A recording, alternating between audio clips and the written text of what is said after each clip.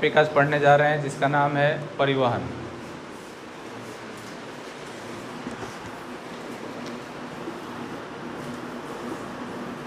परिवहन, संचार एवं व्यापार, ट्रांसपोर्टेशन, कम्युनिकेशन एंड बिजनेस। संसाधन में 2-3 टॉपिक और बचा हुआ, उसको आगे क्लास में डिस्कस करेंगे। जैसे वन्य जीव अभयारण्य वगैरह उसमें पढ़ना है, उद्योगों के बारे में पढ़ना, अभी हम इसको पढ़ रहे हैं। परिवहन क्या होता है, परिवहन किसे कहते हैं? यहाँ देखो तो बेटा, कहाँ तक विजुअल है? यहाँ तक। परिवहन किसे कहते हैं?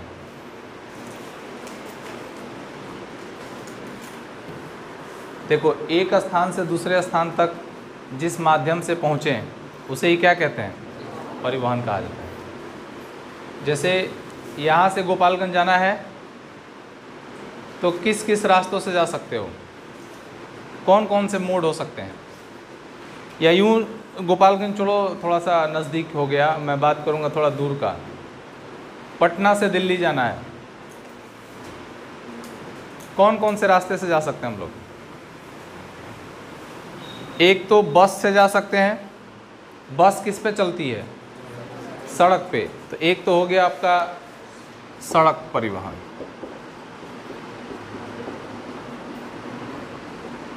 उसके बाद हम ट्रेन से जा सकते हैं, नहीं जा सकते हैं? तो ट्रेन किस पे चलती है? रेल पर, तो इसको बोलेंगे रेल परिवहन। उसके बाद हम हवाई जहाज से जा सकते हैं। तो हवाई जहाज कहाँ उड़ती है? हवा में, तो बोलेंगे वायु। हवा को क्या बोलते हैं? वायु परिवहन। उसके बाद पटना गंगा नदी के किनारे स्थित है, तो गंगा नदी में नाव चलती है कि नहीं? तो हम गंगा नदी में नाव पे बैठ जाएं और नाव से होते होते होते होते इलाहाबाद चले जाएं, और इलाहाबाद से एक और नाव पे बैठें और यमुना नदी होते होते दिल्ली के किनारे पहुंच जाए। चूँकि यमुना के किनारे कौन सा शहर बसा हुआ है? आगरा और दिल्ली दोनों स्थित है। तो इस प्रकार से हम नाव के सहारे भी कहाँ पहुंच सकते हैं? दिल्ली पहुंच सकते हैं। नाव किस में चलती है? पानी में। पानी को जल भी कहते हैं, इसलिए हम बोलेंगे जल परिवहन। और इंसानों के लिए तो नहीं, लेकिन मान के चलिए कि यहाँ से गोपालगंज पानी लेकर जाना है। पानी, कोई भी चीज़ एक स्थान से दूसरे स्थान तक पहुँचाना क्या कहलाता है? परिवहन कहलाता है। क्या कहलाता है? परिवहन। तो हमें जल को एक स्थान से दूसरे स्थान तक पहुँचाना है, तो किसके माध्यम से लेकर जाएंगे? टोकड़ी में, बस में, ट्रेन से, प्लेन से, किससे? पाइप से। किससे? बिना पाइप का पानी, तेल, ये सब हम एक स्थान से दूसरे स्थान तक नहीं पहुंचा सकते। पॉसिबल है? गगरा भरते भरते शाम हो जाएगा। इसीलिए पाइप यहाँ से वहाँ तक बिछा देंगे, और जितनी पाइप, जितनी फ्लूइड की ज़रूरत होगी, जितनी तेल या पानी भेजना होगा, हम आसानी से क्या कर देंगे? भेज देंगे। तो वो भी एक परिवहन का साधन हो गया। इसलिए हम उसको क्या बोलेंगे? पाइपलाइन परिवहन। पाइपलाइन परिवहन। गैस को भी एक स्थान से दूसरे स्थान तक भेजने में किसका काम पड़ेगा? पाइपलाइन। नहीं पड़ेगा? गटर देखे हो?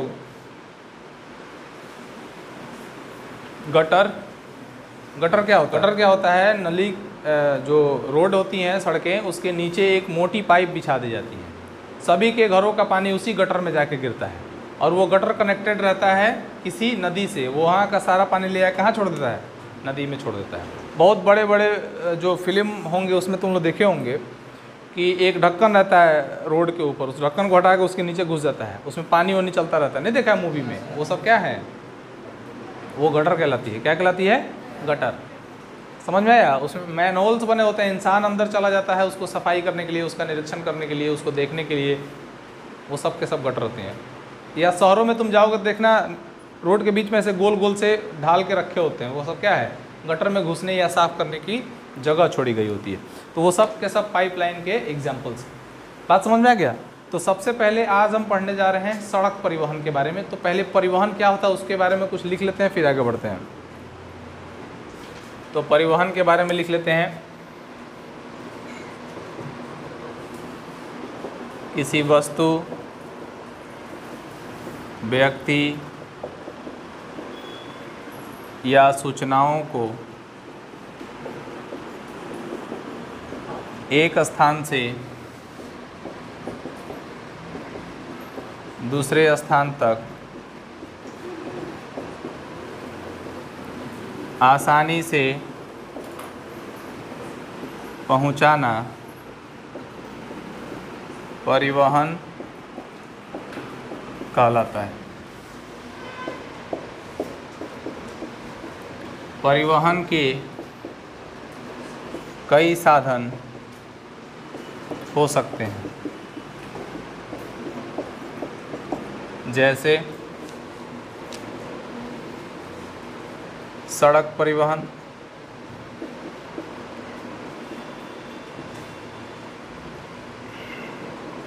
रेल परिवहन,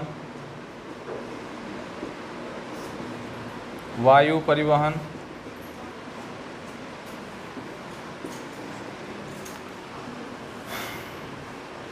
जल परिवहन और जोर से बोलो पाइपलाइन परिवहन। ठीक, इरेज करो। तो परिवहन के कितने साधन हम लोगों ने देख लिए? 5। अब उसमें पहला हम लोग पढ़ने जा रहे हैं, क्या है पहला? सड़क परिवहन।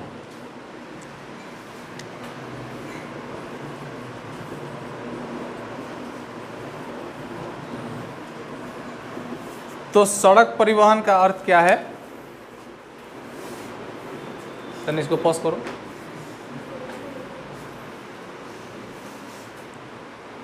सड़क परिवहन से क्या समझते हैं? सड़कों के माध्यम से जो भी आवागमन होता है उसे क्या कहते हैं? सड़क परिवहन। तुम्हारे घर तक सुविधा कौन पहुंचाता है? इस 5 जो हमने बताया था टाइप्स, तुम्हारे घर तक डोर टू डोर फैसिलिटी कौन प्रोवाइड करता है? कौन ऐसी चीज़ है जो तुम्हारे घर तक पहुंचती है? सड़क। गली से लेकर NH तक, मतलब तुम कहीं से आएगा और तुम्हारे घर तक पहुंचना है तो एक एक साधन है। क्या? जल तुम्हारे द्वार तक नहीं जाएगी, एरोप्लेन तुम्हारे द्वार पे नहीं उतरेगा, नहीं ना। तुम्हें अगर कहीं जाना है तो रेलवे स्टेशन तुम्हारे द्वार से होकर नहीं गुजरेगी। हाँ, तुम्हारे द्वार पे मार दिया, चैन पुलिंग कर दिया, उतर गया तो पिटबो करता है RPF वाला। तो सड़क ही ऐसी परिवहन है जो डोर टू डोर सुविधा प्रोवाइड करती है। मतलब तुम अपने घर से निकलते हो तो सड़क पे निकलते हो, और कहीं भी घूम के चले जाते हो, फिर अपने घर आते हो तो किसके माध्यम से आते हो? सड़क के माध्यम से। तो सबसे आसान परिवहन क्या है? सड़क परिवहन है। मतलब इससे आसानी से कहीं आया जाया जा सकता है। सड़क परिवहन के भी कई प्रकार होते हैं। यूँ देखें तो सड़कों के कितने टाइप्स होते हैं उसको देख लेते हैं। पहला होता है एक्सप्रेस वे, दूसरा होता है नेशनल हाईवे,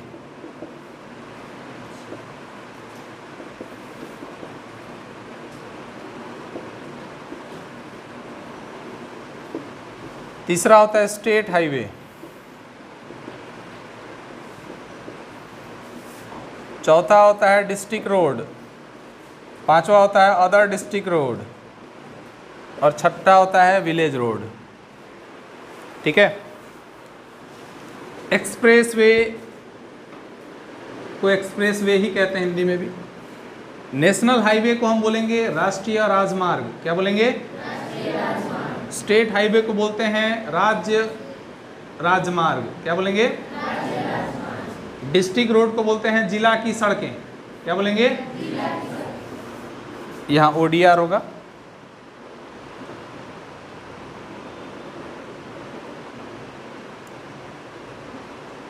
ODR का फुल फॉर्म होता है अदर डिस्ट्रिक्ट रोड। क्या बोलेंगे?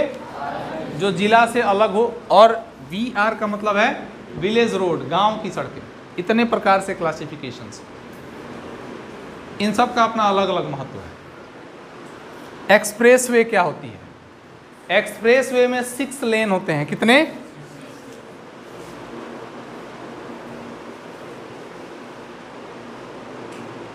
1 लेन, 2 लेन, 3 लेन, और बीच में बन जाएगा डिवाइडर। बीच में क्या बन जाएगा? फिर 1 लेन, 2 लेन, 3 लेन।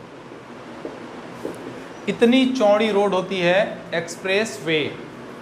डिवाइडर NH देखे हो यहाँ पे, NH27 नाम है इसका, ठीक है। पहले NH28 के नाम से जाना जाता, तो अब कितना है? NH27।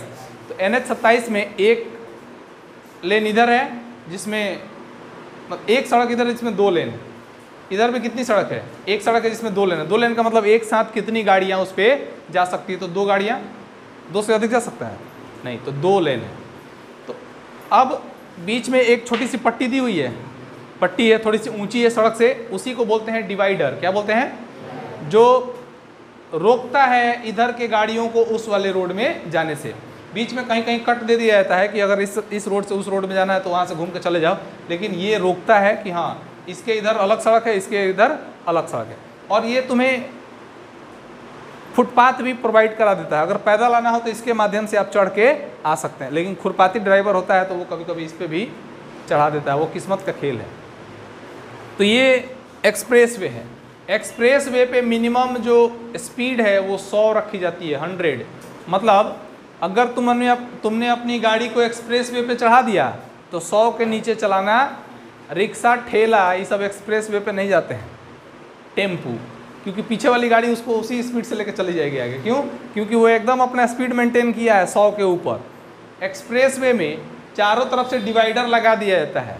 इसका मतलब ये है जैसे हमारे यहाँ कहीं डिवाइडर लगा है, जहाँ से मन वहीं से सड़क पर चढ़ जाएंगे, नहीं चढ़ जाएंगे, रोड से चढ़ जाएंगे या बगल से खेत से भी चढ़ जाएंगे सड़क पर। कहीं रोक है? कहीं रोक नहीं है, कहीं से चढ़ जाओ सड़क पे। अरे तुम भी अकेले भी चढ़ सकते हैं, ये जरूरी नहीं कि गाड़ी ये चढ़ाएं, अकेले भी कहीं से सड़क पर चढ़ जाता है। अभी प्यारेपुर में जाकर देखो, हर एक द्वार पर से सड़क पर चढ़ने का जगह है कि नहीं? नहीं है। हर एक द्वार, जितना भी सड़क के किनारे द्वार है, सबसे अगर हम चाहें तो किस पे चढ़ सकते हैं?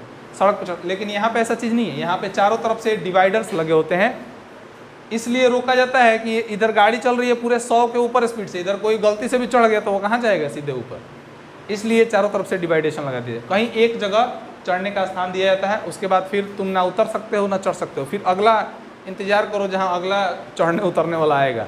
जो हमको लग रहा है 15-20 किलोमीटर का पैच होता है। एक बार रोड पे चढ़ गए तो 20-25 किलोमीटर इधर उधर नहीं तकना है, सीधे वहाँ पहुँचो, उसके बाद फिर घूम के आना तो 20-25 किलोमीटर घूम के वापस आओ।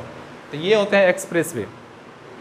भारत में सबसे ज़्यादा एक्सप्रेस जो है उत्तर प्रदेश के अंदर बना है। Ganga express way, Yamuna express way, Purvanchal express way, ये सब के सब एक्सप्रेस वे है। समझ में आ गया? एक्सप्रेस वे में कितने लेन होते हैं? 6 लेन्स। कितने लेन्स? 6 लेन्स। और एक्सप्रेस वे की ज़्यादा लंबाई तो नहीं होती है, लेकिन फिर भी अच्छी खासी लेंथ होती है। अगर सबसे फास्ट गाड़ी चलाना तो किस पे चलाएंगे? नाम है क्या है इसका? एक्सप्रेस। क्या नाम है? एक्सप्रेस। पूरा तेजी में एक स्थान से दूसरे स्थान तक पहुंचाता है कम समय लेकर। दूसरा बात करते हैं नेशनल हाईवे। ऐसी सड़क जो 2 या 2 से अधिक राज्यों को आपस में कनेक्ट करती है, क्या कहलाता है? हाईवे। क्या कहलाता है? नेशनल हाईवे, राष्ट्रीय राजमार्ग। ऐसी सड़क जो 2 या 2 से अधिक राज्यों को आपस में जोड़ती है उसे क्या बोलेंगे? National highway. ये जो सड़क है अपने यहाँ से जा रही है, ये कई राज्यों को जोड़ती है। स्टार्ट होती है गुजरात के छोर से, गुजरात से उसके बाद आती है उत्तर प्रदेश, उत्तर प्रदेश से बिहार, बिहार से पश्चिम बंगाल। इतने राज्यों को जोड़ते हुए ये NH27 पहुंचती है। तो ये 1 से अधिक राज्यों को जोड़ने वाली सड़क क्या कहलाती है? National highway. स्टेट हाईवे का मतलब क्या है? राज्यों के अंदर घूमने वाली सड़कें क्या कहलाती है? स्टेट। स्टेट का मतलब क्या होता है? राज्य। तो राज्य के अंदर चलने वाली सड़क क्या कहलाएगी? State highway. जैसे यहाँ से पटना जाना है तो पटना बिहार के अंदर ही है, तो यहाँ से जो भी सड़क पकड़ के हम पटना जाएंगे वो कौन सी सड़क होगी? State highway. बीच बीच में नेशनल हाईवे आते हैं। तो भारत के जितने भी राज्य हैं उन सभी राज्यों के अंदर चलने वाली सड़कें क्या कहलाती है? State highway. और नेशनल हाईवे जो 1 से अधिक राज्यों में चले, जैसे मान के चलो कि दिल्ली में भी चल रहा है, वहीं सड़क चल गई उत्तर प्रदेश में, वहीं चल गई बिहार में, तो ये क्या कहलाएगी? स्टेट की है। नेशनल। नेशनल 1 से अधिक राज्यों में चले तो नेशनल, और केवल एक ही राज्य में चले तो स्टेट। स्टेट का मतलब ये होता है राज्य, तो राज्य के अंदर चलने वाली सड़क स्टेट हाईवे। तो ये स्टेट हाईवे अंततः आके कहाँ मिल जाती है? नेशनल हाईवे में। किस प्रकार से? देखो, जैसे यहाँ से जा रही है नेशनल हाईवे, ठीक है, तो नेशनल हाईवे में आके मिलने वाली सड़क क्या हो जाएगी? State highway. उसके बाद जिला के अंदर जितनी भी सड़कें पाई जाती है उसे हम क्या बोलते हैं? District road. क्या बोलते हैं? District road. जिला की सड़कें, गोपालगंज गए हो तो गोपालगंज के अंदर जितनी भी सड़कें तुम घूमते हो, मोहनिया चौक से लेके बंजारी, ये सब जितनी भी अंदर अंदर सड़कें घूमती है, सब कहाँ की सड़क है? जिला की सड़कें हैं, इसलिए हम उसको क्या बोलेंगे? जिला की सड़कें। ODR अदर डिस्ट्रिक्ट रोड, मतलब जिला की सड़कों के बाहर जो सड़कें पाई जाती है उसे क्या बोलते हैं? ODR। क्या बोलते हैं? और गांव में जो सड़क पाई जाती है उसे क्या बोलते हैं? जिस रोड से हम आप आते जाते रहते हैं, ये कौन सी रोड है? ये रोड कौन सी है? Village road. गांव में कोई भी रोड क्या कहलाएगी? गांव की सड़क। तो इसको हम विस्तार से पढ़ेंगे लेकिन नेक्स्ट क्लास में। चलो, कल हम लोगों ने पूरी तरीके से हाईवे को समझ लिया था और हाईवे को लिखना शुरू करते हैं। तो शुरुआत करेंगे एक्सप्रेसवे से।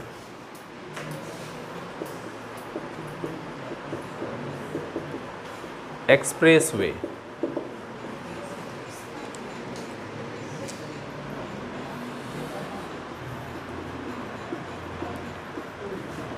तीव्र गति से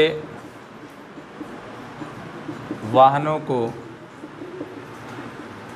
एक स्थान से दूसरे स्थान तक पहुंचाने के लिए एक्सप्रेसवे का निर्माण किया जाता है। वर्तमान के सापेक्ष में एकदम अपडेट डाटा दे रहे हैं जो तुम्हारे किताबों में नहीं मिलेगा। वर्तमान के सापेक्ष में सर्वाधिक एक्सप्रेसवे वाला राज्य कौन सा है बेटा?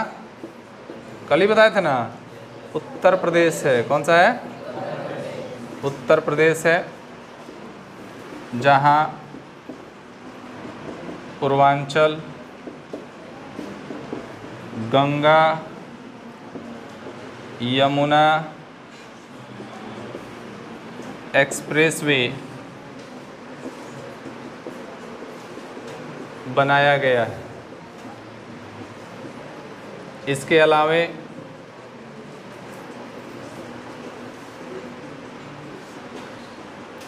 गुजरात, देखो तो दिखाई दे रहा है ना, गुजरात और महाराष्ट्र में भी ये सड़कें बनी हैं। ये सड़कें बनी हैं। दूसरा हेडिंग रहेगा अपना राष्ट्रीय राजमार्ग, नेशनल हाईवे। तो नेशनल हाईवे कितने राज्यों में होता है?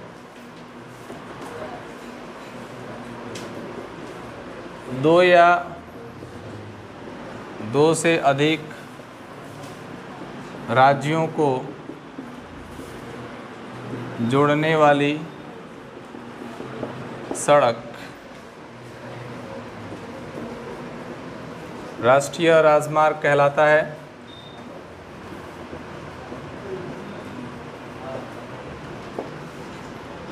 भारत में इसका विस्तार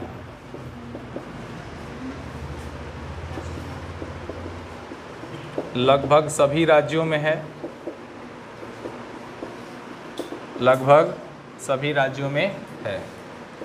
उसके बाद लिखेंगे भारत की सबसे लंबी नेशनल हाईवे 44 है तथा दूसरी सबसे लंबी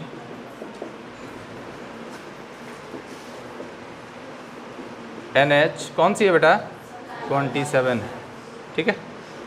एक NH 44 जो है उत्तर से दक्षिण को जोड़ देता है। NH 27 जो है पूरब से पश्चिम को जोड़ देता है। ठीक है। तो NH के बारे में इतना काफ़ी है। तीसरा में पढ़ेंगे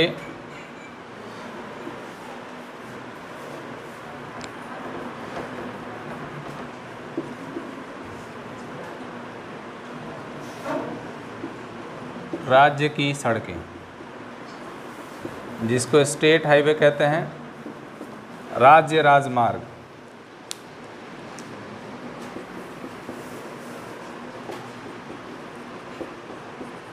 राज्यों के अंदर एक ज़िले को दूसरे या दो से अधिक ज़िलों को जोड़ता है।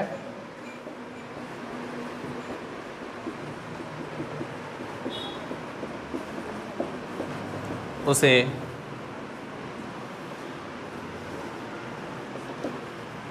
राज्य की सड़क, स्टेट हाईवे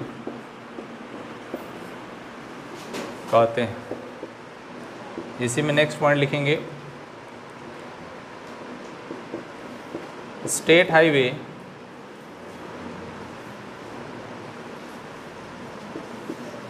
ज़िलों को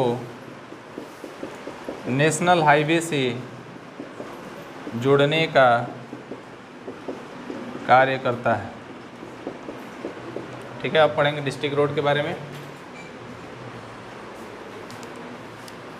चौथा था ना, जिला की सड़कें।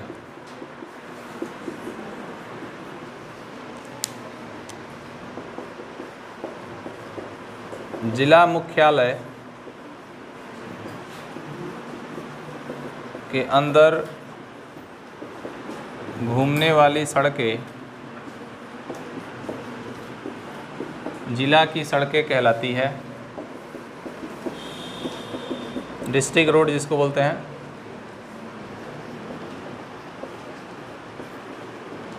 इसी में अगला लिख लेते हैं, अन्य जिला सड़कें।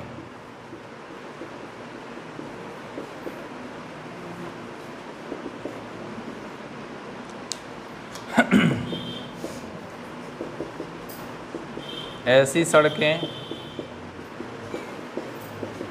जो गांव या बाहरी क्षेत्र को जिला सड़क से जोड़े,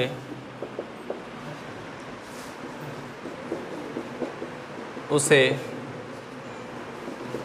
अन्य जिला सड़कें कहा जाता है। ये नीचे दिखाई दे रहा है, देखो तो। एक और लिख लेते हैं, गांव की सड़क, विलेज रोड। इसमें एक लाइन में लिख लेंगे, गांवों में चलने वाली सड़क क्या कहलाती है? गांव की सड़क कहलाती है। मिटा दो। तो नेशनल हाईवे और जो भी हाईवे से संबंधित जानकारियाँ थी वो मैंने दे दिया। अभी एक बात करेंगे स्वर्णिम चतुर्भुज के ऊपर।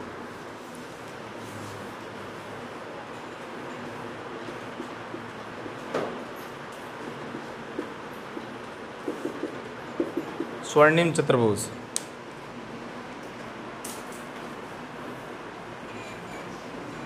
मैप बना लेते हो तुम लोग घर पे?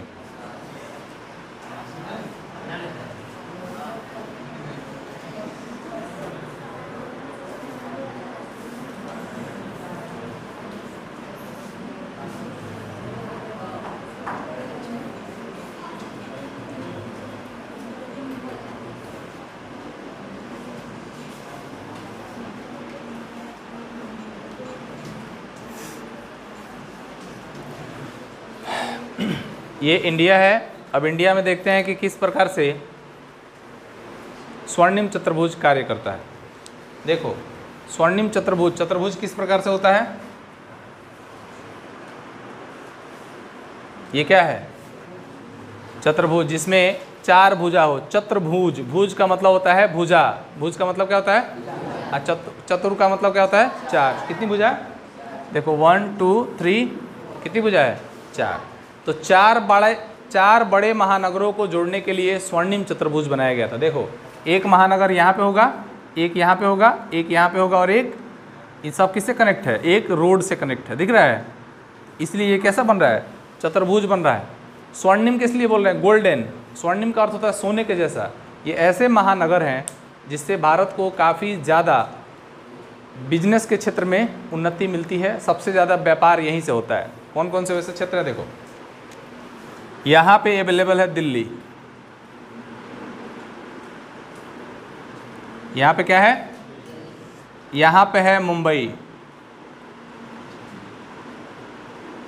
ठीक है? यहाँ पर है चेन्नई और यहाँ पर है कोलकाता।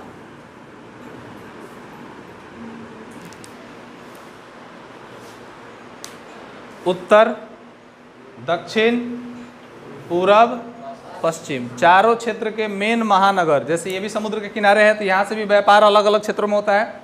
ये भी समुद्र के किनारे तो यहाँ से भी व्यापार होता है। और कलकत्ता या हल्दिया बंदरगाह से भी बहुत सारे व्यापार होते रहते हैं। और दिल्ली देश की क्या है? राजधानी है। तो इन सबको राजधानी से क्या कर दिया गया है? कनेक्ट कर दिया गया है। एक सड़क बनी है बेटा दिल्ली से लेकर कहाँ तक? मुंबई तक। दिल्ली से लेकर मुंबई तक। एक सड़क बनी है दिल्ली से लेकर कलकत्ता तक। एक सड़क बनी है मुंबई से लेकर चेन्नई तक। और एक सड़क बनी है कलकत्ता से लेकर चेन्नई। ये देखो कैसा बन गया? कैसा बन गया? चतुर्भुज के जैसा। 5846 किलोमीटर इस सब की लंबाई। कैसे? यहाँ से यहाँ, यहाँ से यहाँ, यहाँ से यहाँ, यहाँ से यहाँ चल जाएगा तो कितना पड़ेगा? 5846 किलोमीटर। कौन कौन से चार महानगर? एक बार जोर से बोलो। दिल्ली, मुंबई, चेन्नई, कलकत्ता। और इसे सम्मिलित रूप से क्या बोलते हैं? स्वर्णिम चतुर्भुज। चार महानगरों को जोड़ा गया इस चतुर्भुज के माध्यम से, ठीक है? तो लिख दें इधर साइड से।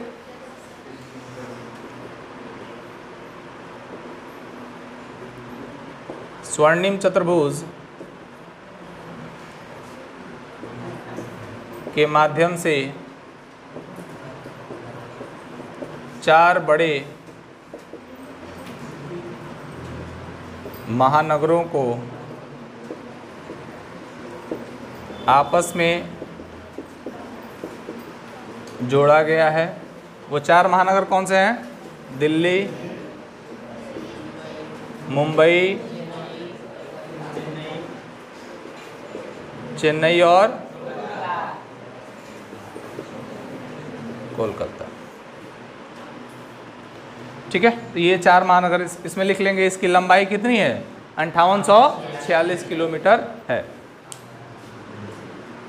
डायग्राम बना लोगे क्या?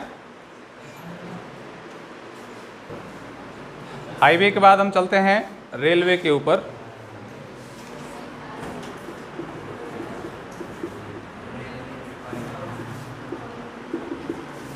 रेल का विकास कैसे होता है? हम लोगों ने जब इतिहास पढ़ा था उसमें हम लोगों ने देखा था भारत में रेलवे का विकास देखा था।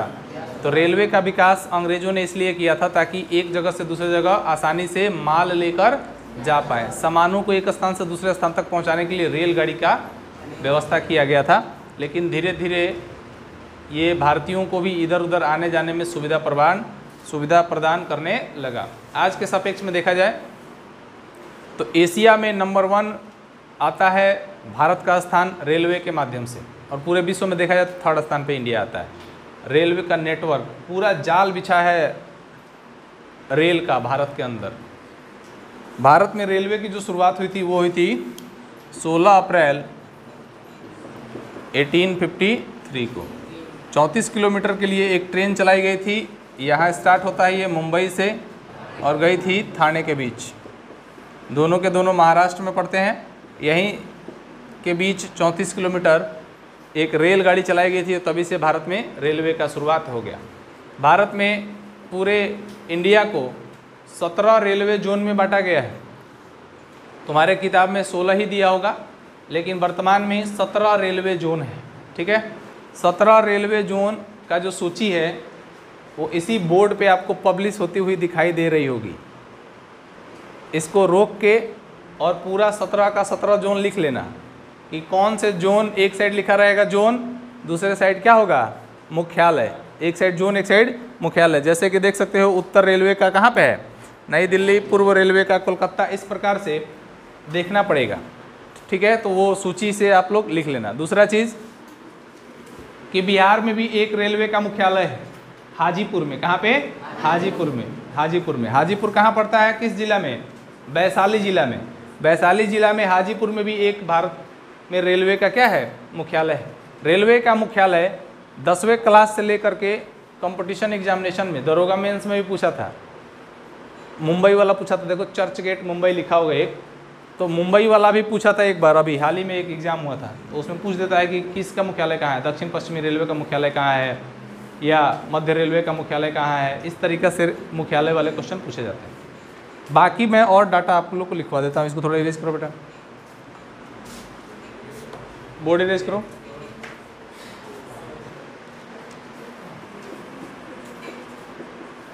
भारत में रेलवे की शुरुआत 16 अप्रैल 1853 ईस्वी को मुंबई से, हालांकि उस समय इसका नाम बम्बई था, बम्बई से थाड़े के बीच 34 किलोमीटर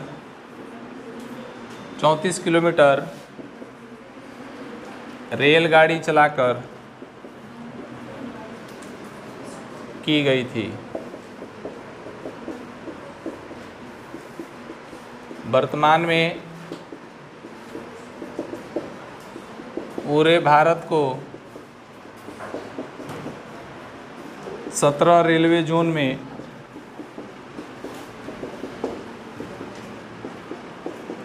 बांटा गया है, जिसका लिस्ट मैंने बता ही दिया पहले। 17 रेलवे जोन में बांटा गया है। उसके बाद लिखेंगे पूरा एशिया में भारत का रेल नेटवर्क में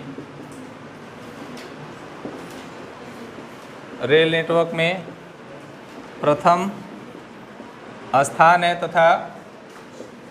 तथा पूरे विश्व में कितना है, तथा विश्व में इसका तीसरा स्थान है। विश्व में इसका तीसरा स्थान है। मिटाओ थोड़ा इसको।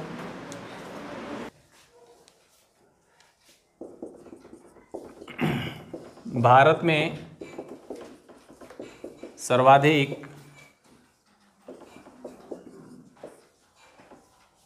सर्वाधिक सामान को एक स्थान से दूसरे स्थान तक पहुंचाने का कार्य रेल मालगाड़ियों के सहयोग से किया जाता है। ठीक है, कोयला से लेके हर एक चीज़, हर एक इंडस्ट्री इसी पे टिकी हुई है। सीमेंट उमेंट से लेके हर एक चीज़ पहुंचाती है। दूसरा ये लिखेंगे पूर्वोत्तर राज्यों में मेघालय पहाड़ी क्षेत्र के कारण रेल मार्ग से वंचित है। रेल मार्ग से वंचित है। GRF एंड RPF पुलिस की व्यवस्था रेलवे में की गई है। रेलवे में की गई है। पहले डीजल लोकोमोटिव चलता था, उसके बाद विद्युतीकरण कर दिया गया। डीजल लोकोमोटिव बनाने का फैक्ट्री है वाराणसी के अंदर। कहाँ पे? बनारस में। और पंजाब का एक जगह है कपूरथला, वहाँ पे जितनी भी ट्रेन की बोगी बनती है ना, जिसमें बैठ के हम एक जगह से दूसरी जगह जाते हैं, पंजाब के कपूरथला में उसका निर्माण होता है। बिहार में मुंगेर में एक जगह है जमालपुर, जमालपुर में भी रेल फैक्ट्री स्थापित की गई है। ठीक है। पहिए बनाने का कारखाना जो है बिहार का एक जगह है, छपरा जिला में पड़ता है, बेला। क्या नाम है? बेला। लालू प्रसाद यादव ने वहाँ पे रेल फैक्ट्री, रेल पहिया फैक्ट्री, उसमें रेल के चक्के बनते हैं, बेला में स्थित है। ठीक है। तो रेलवे में आज के लिए इतना ही। अगली क्लास में हम डिस्कस करेंगे अगले परिवहन सिस्टम के बारे में। Thank you. चलो अब हम लोग पाइपलाइन को भी देख लेते हैं।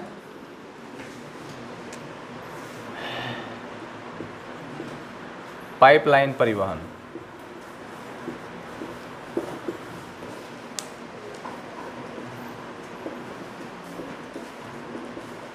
पाइपलाइन परिवहन का उपयोग तरल पदार्थों एवं गैसीय पदार्थों के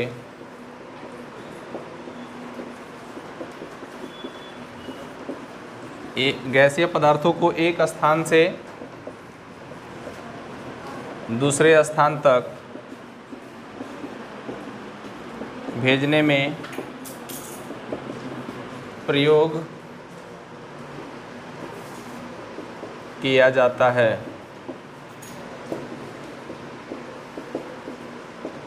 इसके माध्यम से पानी और पेट्रोलियम या प्राकृतिक गैस को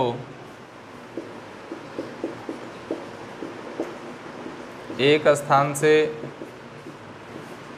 दूसरे स्थान तक भेजा जाता है। अब एक पॉइंट और लिख लेंगे। असम से बिहार के बरौनी तक पाइपलाइन बिछाई गई है।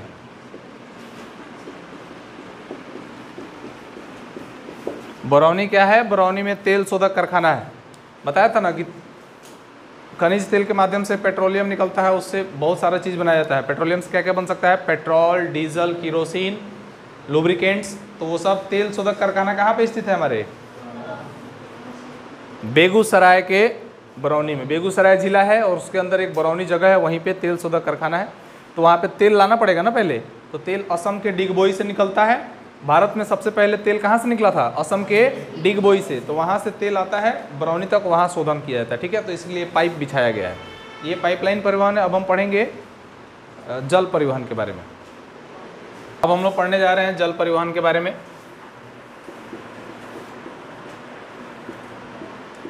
तो नदियों और समुद्रों के माध्यम से जो परिवहन होता है उसे क्या बोलते हैं? जल परिवहन। क्या बोलेंगे? नदियों के माध्यम से भी एक जगह से दूसरी जगह परिवहन होता है। जैसे राष्ट्रीय राजमार्ग है, राष्ट्रीय राजमार्ग होता है ना, जिसको नेशनल हाईवे बोलते हैं। ऐसे ही हमारे यहाँ राष्ट्रीय जलमार्ग भी है, जिसको नेशनल वाटरवे कहते हैं। तो नेशनल जो वाटरवेज है वो उसकी संख्या 5 या 6 के करीब है। उसमें से 2 याद रखना हमेशा। पहला है गंगा नदी पर स्थित, मतलब गंगा नदी भारत की सबसे लंबी नदी है। इस पर सबसे लंबा NW1 है, मतलब नेशनल वाटरवेज 1, जो स्टार्ट होता है इलाहाबाद से और आता है हल्दिया तक। यहाँ से देखो, भारत का अगर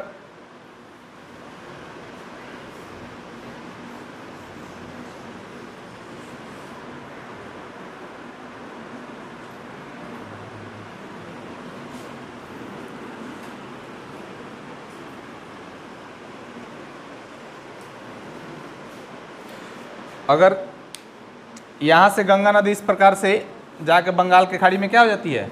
गिर जाती है। तो यहाँ पे इलाहाबाद है, यहाँ पे क्या है? और यहाँ पे एक बंदरगाह है हल्दिया। कौन सा बंदरगाह है? हल्दिया। तो यहाँ से लेकर यहाँ तक लगभग 1620 किलोमीटर, यही ना है? 1620 किलोमीटर की लंबाई है यहाँ नाव पे बैठो और यहाँ आके उतर जाओ। ये नेशनल वाटरवे है पहला, क्या नाम दिया गया है? नेशनल वाटरवे फर्स्ट, राष्ट्रीय जल मार्ग प्रथम। क्या बोलेंगे? राष्ट्रीय जल मार्ग प्रथम, जो कहाँ से स्टार्ट होता है? इलाहाबाद से हल्दिया तक, इलाहाबाद से हल्दिया तक। और दूसरा ब्रह्मपुत्र नदी पर, इधर से एक नदी आती है, कौन सी? ब्रह्मपुत्र। ब्रह्मपुत्र में सदिया से धुबरी तक, कहाँ से? सदिया से धुबरी तक NW2 बना हुआ है। क्या नाम है? NW2, नेशनल वाटरवेज सेकेंड, या राष्ट्रीय जल मार्ग दूसरा। कहाँ से? सदिया से धुबरी तक, लगभग 800 किलोमीटर की इसकी, 800 से थोड़ा ज़्यादा है, 800 से थोड़ा ज़्यादा किलोमीटर में इसकी लंबाई है। यहाँ से भी नाव का परिचालन हमेशा होता रहता है, तो एक स्थान से दूसरे स्थान तक यहाँ भी जा सकते हैं। ये दो हम याद रखेंगे, और भी 2-3 है जिसको हम लिखवा देंगे, तो अब इसको इरेज करके लिख लेते हैं।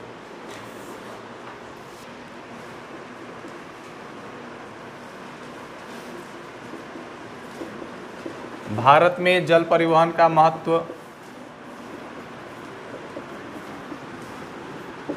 सबसे अधिक है, चूंकि व्यापार इसी जल परिवहन पर टिका है।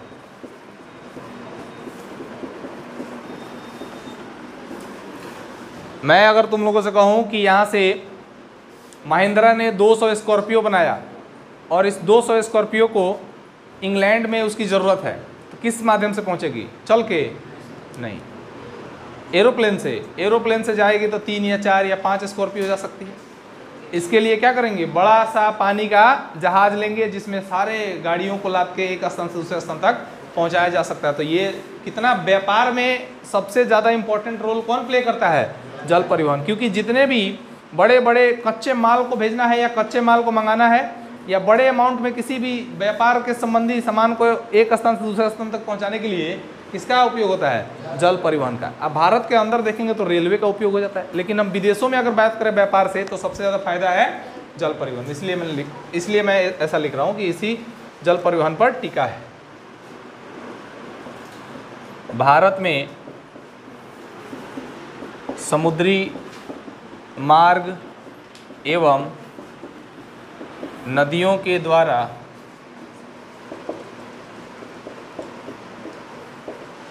जल से आवागमन होता है।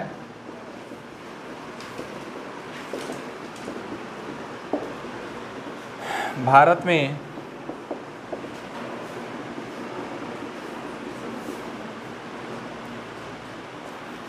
में गंगा, ब्रह्मपुत्र,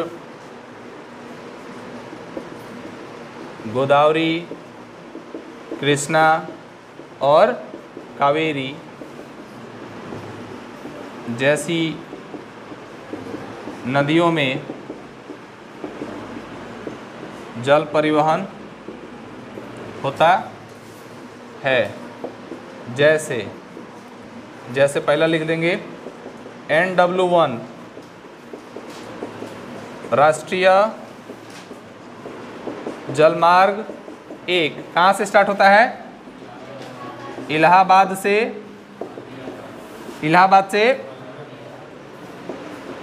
हल्दिया। इलाहाबाद पड़ता है उत्तर प्रदेश में और हल्दिया पड़ता है पश्चिम बंगाल में। ये बना है 1620 किलोमीटर का और ये किस नदी पर बना है बेटा? गंगा नदी पर। ठीक है, इसको इरेज करो। दूसरा होगा NW2, लिख लेगा राष्ट्रीय जल मार्ग दूसरा। ये कहाँ से कहाँ तक? सदिया से धुबरी तक, असम में है। किस नदी पर? ब्रह्मपुत्र नदी पर 891 किलोमीटर तक। ठीक है, उसके बाद भारत में लगभग 13 बड़े बंदरगाह हैं। भारत में लगभग 13 बड़े बंदरगाह हैं जिनके माध्यम से विदेशों में या या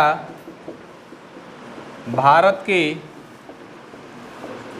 एक राज्य से दूसरे राज्य में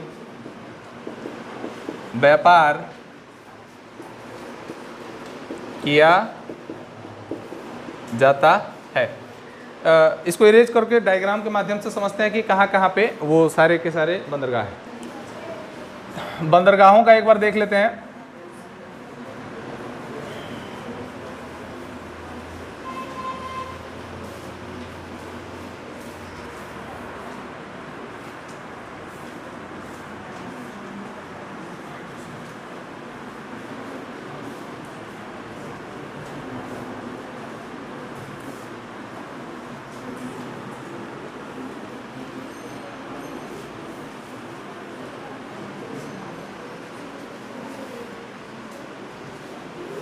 ठीक है, अब देखो यहाँ पे ध्यान दो। मान के चलो कि यहाँ ये है गुजरात, मानना क्या ये गुजराती है, ये है महाराष्ट्र, या महाराष्ट्र के नीचे आता है छोटा सा गोवा, गोवा के बाद आता है कर्नाटक, कर्नाटक के बाद आता है इधर केरल, केरल के बगल में आता है तमिलनाडु, केरल के बगल में कौन आता है, तमिलनाडु के ऊपर आता है आंध्र प्रदेश, बोलो जल्दी, आंध्र प्रदेश के ऊपर उड़ीसा, उसके ऊपर पश्चिम बंगाल, वेस्ट बंगाल। तो ये 1 2 3 4 5 6 7 8 9 ये 9 ऐसे राज्य हैं जो समुद्र के किनारे सटे हुए हैं। ठीक है, कितने राज्य समुद्र से सटे हुए हैं? 9 राज्य ऐसे हैं जो समुद्र से सटे हुए हैं। अब मुझे एक बात बताओ, अगर महाराष्ट्र से कोई बहुत ज़्यादा व्यापारिक सामान उड़ीसा तक पहुंचाना हो तो हम यहाँ से इस प्रकार से पहुंचा सकते हैं कि नहीं? तो मतलब यही मैंने लिखवाया है कि समुद्र के माध्यम से एक राज्य से दूसरे राज्य में भी क्या हो सकता है, व्यापारिक सामान को पहुंचाया जा सकता है। ठीक, महाराष्ट्र से अगर केरल में भेजना हो तब भी हम इस मार्ग से आराम से भेज सकते हैं। ठीक है, अब हम थोड़ा बंदरगाहों की सूची देख लेते हैं। वैसे तो बहुत सारे बंदरगाह हैं, कम से कम 25-30 बंदरगाह हैं, लेकिन बड़े बड़े बंदरगाहों को देखा जाए तो कितने हैं? 13। कितने हैं? 13। गुजरात में एक बंदरगाह है जिसका नाम है कांडला। क्या नाम है? कांडला। बहुत जोर से बोलो, कांडला। कहाँ स्थित है? कहाँ स्थित है? महाराष्ट्र में 2 बंदरगाह हैं, महाराष्ट्र में 2 बंदरगाह हैं। एक का नाम है नौहावा सेवा और दूसरे का नाम है मुंबई बंदरगाह। ठीक है, दूसरे का नाम है नहावा सेवा बंदरगाह को जवाहरलाल नेहरू बंदरगाह के नाम से भी जाना जाता है। गोवा में आएंगे तो एक है मरमू गोवा, मरमू गांव या मरमू गोवा के नाम से भी इसको जाना जाता है।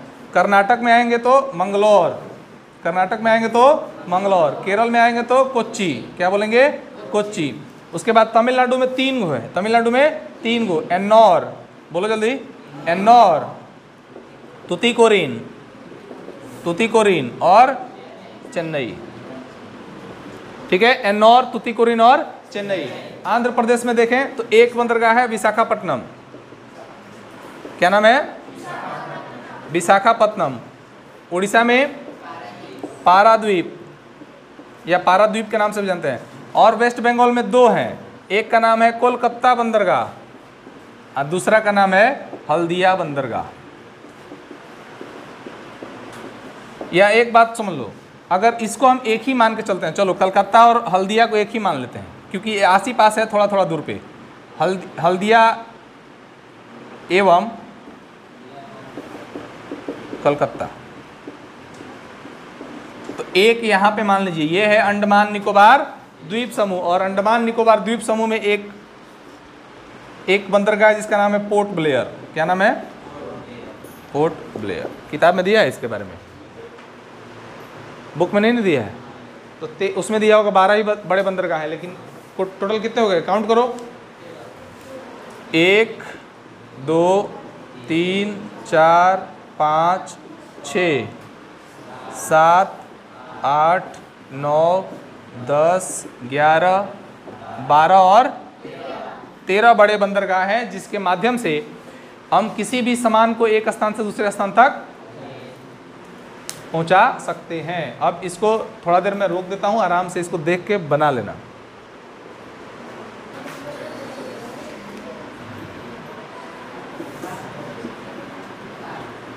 वायु परिवहन। तो वायु परिवहन का एक ही साधन है क्या? हवाई जहाज। हवाई जहाज के माध्यम से, चूंकि दो साधन कह सकते हैं, एक हेलीकॉप्टर और दूसरा हवाई जहाज। तो हेलीकॉप्टर के भी माध्यम से हम एक स्थान से दूसरे स्थान तक जा सकते हैं और हवाई जहाज के भी माध्यम से एक स्थान से दूसरे स्थान तक पहुंच सकते हैं। तो भारत में 1911 में 10 किलोमीटर के लिए सबसे पहले प्लेन उड़ाई गई थी इलाहाबाद से। उसी में एक और, इलाहाबाद में एक जगह है नैनी। इलाहाबाद से, ये हालांकि अब मिर्ज़ापुर का ही हिस्सा में आता है। तो इलाहाबाद से कहाँ पे, नैनी के बीच कितना 10 किलोमीटर के लिए एक उड़ान भरी गई थी एयरवेज की, और ये उड़ान सफल हुई थी। ये उड़ान किस लिए भरी गई थी, क्यों इसकी ज़रूरत पड़ा था? तो डाक ले जाने के लिए। किसके लिए? डाक ले जाने के लिए। इंसानों को ले जाने के लिए नहीं, बल्कि डाक पहुंचाने के लिए। डाक समझते हो ना, चिट्ठी, लिखे हुए कुछ पत्र, उसको पहुंचाने के लिए इलाहाबाद से नैनी तक कितना किलोमीटर, 10 किलोमीटर के लिए एक प्लेन उड़ी थी। जैसे हम लोगों ने देखा था कि कैसे 1953 में 1853 में कैसे रेलवे चलाई गई थी, किसके लिए? मालगाड़ी के लिए। किसके लिए? पहले उससे मालगाड़ी के लिए चलाई गई थी, बाद में उसमें इंसान भी चलना शुरू कर दिए। तो ये भी पहले चलाई गई थी डाक के लिए, बाद में इसमें इंसान भी उड़ना शुरू कर देते हैं। उसके बाद 1953 जब आता है, भारत आज़ाद हो जाता है, तो इसमें इसका राष्ट्रीयकरण कर दिया गया। राष्ट्रीयकरण का मतलब होता है कि जो भी प्लेनें पहले उड़ रही थी वो सरकारी हो जाएंगी। क्या हो जाएगा? तो राष्ट्रीयकरण का मतलब है किसी भी चीज़ को सरकारी बना देना। जैसे अभी मेरे संस्था चल रही है, ये प्राइवेट है, कल को इसका राष्ट्रीयकरण कर दिया गया, ये कौन सी संस्था बन जाएगी? प्राइवेट, सरकारी संस्था बन जाएगी। तो 1911 में वायु परिवहन की शुरुआत होती है। 1953 में क्या कर दिया गया? इसका राष्ट्रीयकरण कर दिया गया। इसके 2 साल के बाद ही 1 अप्रैल 1955 को AAI की स्थापना की गई। ठीक है, ठीक है ना। 1 अप्रैल 1955 को AAI की स्थापना की गई। AAI क्या होता है? एयरपोर्ट, ए से अथॉरिटी, बोलो, एयरपोर्ट अथॉरिटी ऑफ इंडिया। बोलेंगे, बोलो, एयरपोर्ट अथॉरिटी ऑफ इंडिया। ठीक है, ये क्या करता है? भारत में जितनी भी प्लेनें उड़ती हैं उन सब की निगरानी रखता है AAI। कौन? जैसे रेलवे की निगरानी कौन रखता है? भारतीय रेलवे। उसी प्रकार से जितने भी एयरवेज होते हैं उनको, इनके ऊपर निगरानी कौन रखता है? AAI। जैसे मान के चलो कि वो ज़्यादा पॉल्यूशन फैला रहा है, या यात्रियों से ज़्यादा कॉस्ट ले रहा है, या कौन से एयरपोर्ट से कौन सी प्लेनें खोली जाएगी, ये सब कौन डिसाइड करता है? Airport authority of India. इसी में एक सेक्शन होता है ATC, एयर ट्रैफिक कंट्रोलर। वो क्या करता है? वो कम्युनिकेट करता रहता है एयरवेज से कि हाँ आपकी प्लेन कहाँ पहुँची है। या देखता है मूवी वगैरह में भी तुम लोग देखे होंगे कि एयरपोर्ट वाले जो होते हैं, वो जो पायलट होते हैं, पायलट के यहाँ पे माइक्रोफोन्स लगे रहते हैं, वो उससे बात करता रहता है। वो किससे बात करता है? ATC से बात करता है। किससे? ATC, air traffic controller. Traffic controller का मतलब समझते हो? जहाँ भी भीड़ लगती है वहाँ एक ट्रैफिक इंस्पेक्टर खड़ा रहता है जो बताता है ये गाड़ी इधर ले जाओ, इतना देर के लिए यहाँ रोक दो, इधर वाला पास होने दो। वहीं काम करता है ATC। कौन काम करता है? ATC, एयर के ट्रैफिक को कंट्रोल करता है। Air traffic controller. ऊपर भी बहुत सारी जहाज़ें आ रही हैं, जा रही हैं, उसके ट्रैफिक को भी कंट्रोल करना है। इसको उतारो, इस रनवे पे उतारो, यहाँ से इसको उड़ा दो, ये सब का सब काम करता है ATC। ठीक है, तो 1 अप्रैल 1955 को AAI की स्थापना की गई। 1953 में इसका राष्ट्रीयकरण कर दिया गया और इसकी पहली उड़ान कब हुई थी? 1911 में। ठीक है, हमारे यहाँ हेलीकॉप्टर भी चलता है जिसका नाम है पवन हंस। क्या नाम है? पवन हंस, पवन पुत्र हनुमान। तो हनुमान क्या करते हैं? हवा में उड़ते हैं, इसीलिए इसका नाम दिया गया है पवन हंस, उड़ने वाला। ठीक है, तो हेलीकॉप्टर किस नाम से चलता है भारत में? पवन हंस के नाम से। यही है, कुछ इसमें बहुत ज़्यादा है नहीं, तो इसको इरेज करके लिख लेते हैं, इसको ख़त्म करते हैं। भारत में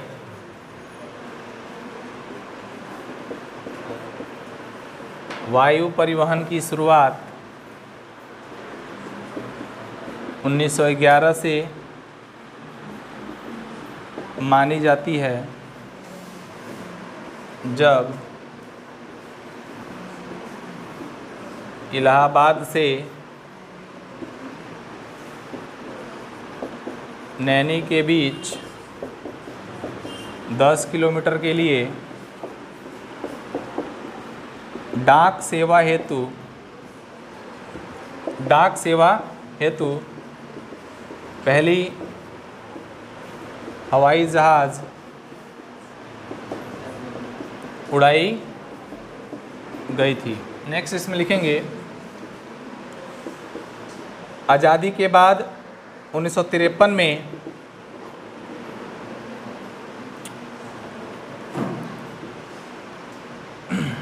इसका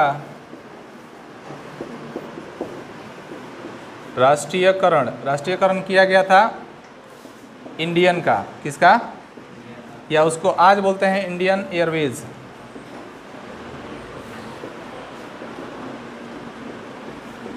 या एक और नाम सुना है तुम लोग,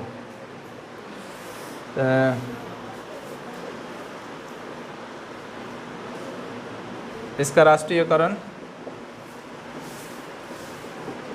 कर दिया गया। उसके बाद 1 अप्रैल 1955 को AAI क्या है? भारतीय विमानन प्राधिकरण है। देखो तो हिंदी उसका क्या लिखा है?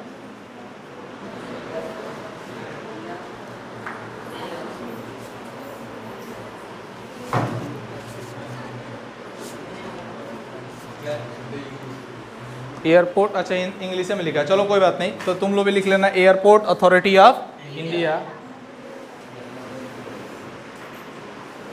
की शुरुआत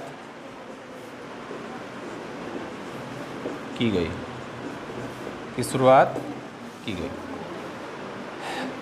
इंडियन एयरवेज उस समय नाम था, आज इसका नाम हो गया है एयर इंडिया। क्या नाम हो गया है? मोदी जी को कभी देखना, जिस भी फ्लाइट से जाते हैं इस देश से दूसरे देश में, तो उसके ऊपर लिखा रहता है बड़े बड़े अक्षरों में क्या? Air India. क्या नाम लिखा रहता है? एयर इंडिया एक सरकारी कंपनी है जो इस समय पूरी तरीक़ा से बेच दिया गया है। अब एयर इंडिया को चला रहा है टाटा ग्रुप। कौन चला रहा है? टाटा। चूँकि एयर इंडिया के संस्थापक भी टाटा के लोग थे, बाद में उसको सरकार ने अपना सरकारी संस्था मान लिया और बाद में फिर से टाटा वालों ने उसको क्या कर लिया? सरकार से वापस से खरीद लिया है। तो एयर इंडिया अब किसकी हो गई है? टाटा की। लेकिन है ये राष्ट्रीयकरण किया गया तो है ये सरकारी। पूछेगा एयर इंडिया का पहला नाम क्या था? इंडियन। क्या नाम था? इंडियन। ठीक है, अब यहाँ दिख रहा है क्या? देखो तो यहाँ लिख देते हैं इसी में। पवन हंस हेलीकॉप्टर के रूप में सेवा देता है। ठीक है, तो बस इसको लिख लेना। और परिवहन में संचार एक छूट रहा है जिसको कभी अलग से देख लिया जाएगा। बाकी जितने भी मोड ऑफ ट्रांसपोर्टेशन है हम लोगों ने ऑलरेडी डिस्कस कर लिया। तो आज की क्लास में इतना ही, और इसी में ये पूरा ट्रांसपोर्टेशन का चैप्टर तुम्हारा क्या हो गया? फाइनल हो गया। ठीक है, तो बस इस क्लास को यहीं पे ख़त्म करते हैं। Thank you so much.